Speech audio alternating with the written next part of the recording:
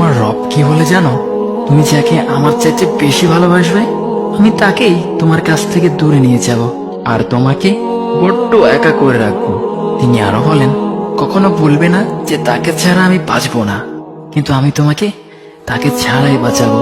পিছনের সব আবেগ কেড়ে নিয়ে তোমাকে দিব্যি সামনে এগিয়ে নিয়ে যাব।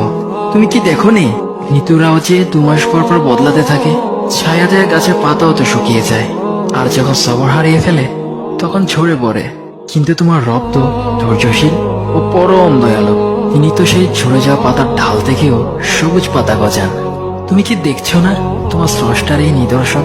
যে মানুষটাকে তুমি নিজের জীবনের চাইতেও বেশি ভালোবাসতে, সেই মানুষটাও একদিন অচেনা হয়ে যায়, তোমার মন ভেঙে যায়, এমনকি বন্ধু শত্রুতে পরিণত হয়, আর খানিক সময় পর শত্রু বন্ধুতে পরিণত হয়। যে মানুষটাকে তুমি নিজের জীবনের অংশ ভাবতে, সে মানুষটাও প্রতারণা করে।